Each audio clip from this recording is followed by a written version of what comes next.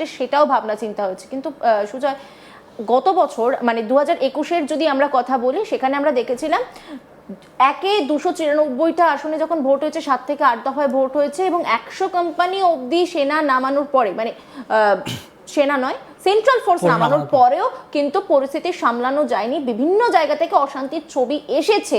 সেক্ষেত্রে যদি একই দিনে ভোট হয়, তাহলে সেক্ষেত্রে 294টা আসন কিভাবে কন্ট্রোল করা হবে? কত কোম্পানি সেনা নামালে তবে পরিস্থিতি সামলানো সম্ভব হবে? দেখো, তুমি যেটা প্রশ্নটা করলে অত্যন্ত গুরুত্বপূর্ণ প্রশ্ন, এবং ইতিমধ্যেই দিল্লির কেন্দ্রীয় নির্বাচন সনদ থেকে এ রাজ্যের সিও মনোজ আগরওয়ালকে কিন্তু একটা চিঠি লিখেছে, এবং সেখানে এ রাজ্যের কত কোম্পানির আধা সেনা লাগবে, সেন্ট্রাল প্যারামিলিটারি ফোর্স লাগবে, সেটা কিন্তু দিল্লি জানতে চেয়েছে। আর একটা খুব উল্লেখযোগ্য তোমায় উত্তর আমি দেবো, সেটা হচ্ছে যে নির্বাচন কমিশন যে এখনো পর্যন্ত যে কাজ করেছে, সেখানে 294টি বিধানসভা কেন্দ্রের মধ্যে অন্তত 150টি বিধানসভা কেন্দ্র এরকমভাবে চিহ্নিত করা হয়েছে, যার মধ্যে 100টি মানে উত্তেজনাপ্রবণ বিধানসভা কেন্দ্র চিহ্নিত হয়েছে, আর 50টি অতি উত্তেজনাপ্রবণ। মানে প্রায় 150টি এরকম সিট আছে যেখানে যে বিধানসভাগুলোর ক্ষেত্রে ভাঙড়, মালদা, মুর্শিদাবাদ এবং উত্তর 24 পরগনার বেশ কয়েকটা জায়গায় যে কোচবিহারেও এরকম অশান্তির ছবি দেখেছি, এবং এই জায়গাগুলোয় কিন্তু অতি উত্তেজনা, মানে অতি স্পর্শকাতর বুথ হিসেবে চিহ্নিত হয়েছে, বিধানসভা কেন্দ্র হিসেবে চিহ্নিত হয়েছে। তাহলে 294টি বিধানসভা কেন্দ্রের মধ্যে যদি 150টি এরকম বিধানসভা আসন চিহ্নিত হয়, বা সেই 150টি আসনের মধ্যে কতগুলো বুথ এরকম অতি উত্তেজনাপ্রবণ বা স্পর্শকাতর বুথ, সেক্ষেত্রে একদিনে নির্বাচন করা বা দুদিনে নির্বাচন করা কমিশনের কাছে অত্যন্ত বড় চ্যালেঞ্জ। আমরা যেটা 2021-এর বিধানসভা নির্বাচনের ক্ষেত্রেও দেখেছি সুচিতা, দিল্লি থেকে কিন্তু সেই লেভেলের সেন্ট্রাল প্যারামিলিটারি ফোর্স দিতে পারেনি। আমরা দেখলাম উত্তরপ্রদেশ থেকে পুলিশ নিয়ে এলো, মধ্যপ্রদেশ বা গুজরাট থেকে পুলিশ নিয়ে এসে তারা কিন্তু এ রাজ্যের নির্বাচন 2021-এ করেছে। সেক্ষেত্রে দেখো 7 দফা 8 দফার নির্বাচন, এবং যদি এ রাজ্য 26-এর নির্বাচন যদি 1 দফায় বা 2 দফায় হয়, তাহলে কত পরিমাণ সেন্ট্রালি প্যারামিলিটারি ফোর্স লাগবে।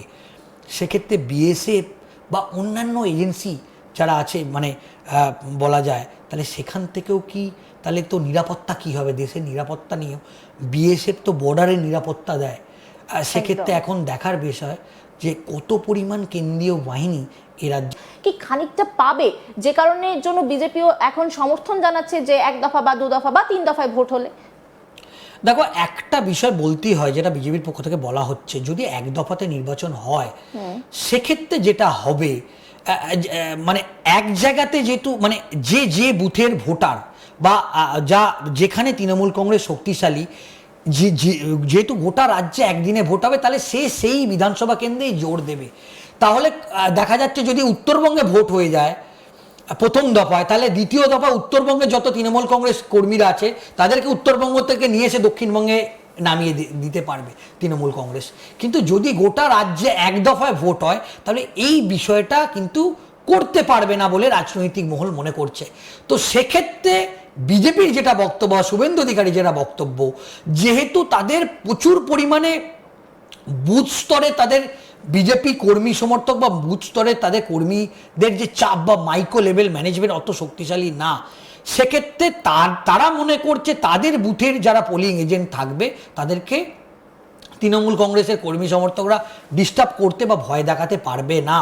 সেক্ষেত্রে 2021-এর ক্ষেত্রে তারা দেখেছে যে এই যে প্রতি দফায় ভোট হয়েছে, এক্ষেত্রে সাধারণ মানুষও অনেকটা সমস্যায় পড়েছে, এবং যেহেতু নির্বাচন আচরণবিধি লাগু হয়ে যায়, এই সময় উন্নয়নের কাজও বন্ধ হয়ে যায়। তাই সমস্ত কিছু ইকুয়েশন দেখে তিনি মনে করছেন যে 1 দফাতে বা 2 দফাতেই নির্বাচন হোক, এটা বিজেপি পলিটিক্যালিভাবে চাইছে। এখান থেকে দাঁড়িয়ে সুজয়, আরও একটা প্রশ্ন উঠছে, এই মুহূর্তে যখন এসআইআর চলছে, আমরা দেখেছি বিএলএ দিতে কিন্তু সব জায়গায় পারেনি বিজেপি সেইভাবে। যদি 1 দফায় ভোট হয় বা 2 দফা থেকে 3 দফায় ভোট হয়, সেক্ষেত্রে কি প্রত্যেকটা বুথে বিজেপি পর্যাপ্ত লোক দিতে পারবে?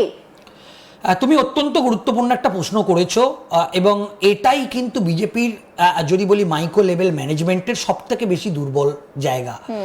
এবং 2021-তে কিন্তু এটা থেকে শিক্ষা নিয়ে বিজেপির কেন্দ্রীয় নেতৃত্ব তারা এবার একটা অভিনব পদ্ধতি তারা নিয়েছে। আমরা যেটা দেখলাম যে প্রত্যেক বুথের যারা পোলিং এজেন্ট থাকবে দুজন, তাদের নাম, তাদের ঠিকানা, তাদের মোবাইল নাম্বার, সেটা কিন্তু বিজেপির কেন্দ্রীয় নেতৃত্বকে দিল্লিতে পাঠানো হয়েছে। এবং আরেকটা খুব উল্লেখযোগ্য দেখলাম, একেবারে কিউআর কোড, তার নামে একটা কিউআর কোড তৈরি করে দেওয়া হয়েছে। এবং আমরা যেটা দেখেছি যে দিল্লি থেকে যখন টাকা বুথ লেভেলে পাঠানো হয় নির্বাচনের ক্ষেত্রে, সেই টাকা সেইভাবে পৌঁছায়নি, তার আগেই সেই টাকা লুট হয়ে যায়, এরকম একটা বিজেপির অন্দরেই অভিযোগ। কিন্তু এবার যেটা তারা করছে, তারা একেবারে বুথ লেভেলের যারা বসবে, এক হচ্ছে তারা ডেডিকেটেড আরএসএস এর কর্মীদেরই তারা নেওয়ার চেষ্টা করছে, কারণ অনেক সময় দেখা যায় যে তারা তৃণমূল কংগ্রেসের কাছে বিক্রি হয়ে যায় টাকার ক্ষেত্রে, বা অনেক সময় তাদেরকে হুমকি দিয়ে দেওয়া হয়, বা অনেক সময় তারা তৃণমূল কংগ্রেসের সঙ্গে বিভিন্ন সময় একটা অ্যাডজাস্টমেন্ট করে নেয়। দেখো, দুটো ক্ষেত্রে বিজেপি পলিটিক্যালি বুঝেছে, এবং তারা যে উত্তরপ্রদেশ, গুজরাট বা মধ্যপ্রদেশ বা রাজস্থান বা সম্প্রতিকালে দিল্লিতে তারা সরকার করেছে, উড়িষ্যায় সরকার করেছে, এই মডেলে তারা পশ্চিমবঙ্গে নির্বাচন করতে পারবে না। এবং এই গো বলয়ের মডেলে পশ্চিমবঙ্গে নির্বাচন বিজেপির কাছে সুচেতা কোনো দিনই সম্ভব নয়। এবার তারা কিন্তু এটা বুঝেছে, এবং এই গো বলয়ের মডেল থেকে তারা শিক্ষা নিয়ে তারা এটা বুঝেছে যে পশ্চিমবঙ্গে যদি নির্বাচন করতে হয়, ভালো রেজাল্ট করতে হয়, তারা বাংলা মডেলেই নির্বাচন করতে হবে। সেক্ষেত্রে বাংলা নেতাদের ওপর যেরকম ভরসা করতে হবে, সেই মতো তারা শুভেন্দু অধিকারীকে অত্যন্ত গুরুত্ব দিচ্ছে। এবং আমরা জানি যে যেটা যেটা জানতে পারছি, এবার তারা প্রত্যেক বুথে অন্তত, দেখো এখন 80,000 বুথ ছিল, এবং এসআইআর এর ফলে আমরা যেটা জানতে পারছি, প্রায় এ রাজ্যের বুথ প্রায় 92 থেকে 95,000 বুথ হবে, এবং প্রত্যেক বুথে দুজন করে কর্মী বসানো, পোলিং এজেন্ট বসানো বিজেপির কাছে একেবারে চ্যালেঞ্জ। এবং তৃণমূল কংগ্রেসের যে সংগঠন এত শক্তিশালী, কারণ দেখো, ইলেকশনের সময় তিনি পুলিং এজেন্ট হলেন, কিন্তু ইলেকশন মেটার পর তাকে থাকতে হবে সেই এলাকায়। তুমি নিশ্চয়ই জানো 2021-এর পর কিভাবে ভোট পরবর্তী হিংসা হয়েছে, সেটা বিজেপির কাছে অত্যন্ত চ্যালেঞ্জ। আর একটা বিজেপি পলিটিক্যালি বুঝেছে যে কাউন্টিং সেন্টারে যারা বিধানসভা প্রত্যেকটা টেবিলে যে লোক দেয়া, সেই যারা থাকে তারাও কিন্তু ডেডিকেটেড কর্মী এখন কিন্তু খোঁজার চেষ্টা করছে। দেখা যায় যখন প্রথম রাউন্ড বা দ্বিতীয় রাউন্ড কাউন্টিং শুরু হয়, বিজেপির যারা কাউন্টিংয়ের যারা এজেন্ট থাকে তারা পালিয়ে যায়, অনেক সময় তৃণমূল কংগ্রেসের সঙ্গে একটা বড় অ্যাডজাস্টমেন্ট হয়ে যায় বা টাকা নিয়ে নেয়। সেক্ষেত্রে সেই বিষয়টাও তারা কিন্তু 2021 থেকে শিক্ষা নিয়ে তারা বলছে যে তারা এমন কিছু ডেডিকেটেড কর্মীকে কাউন্টিংয়ে বা টেবিলে রাখবে, যিনি শেষ রাউন্ড পর্যন্ত তিনি থাকবেন, অন্তত কাউন্টিং টেবিল ছেড়ে চলে যাবে না।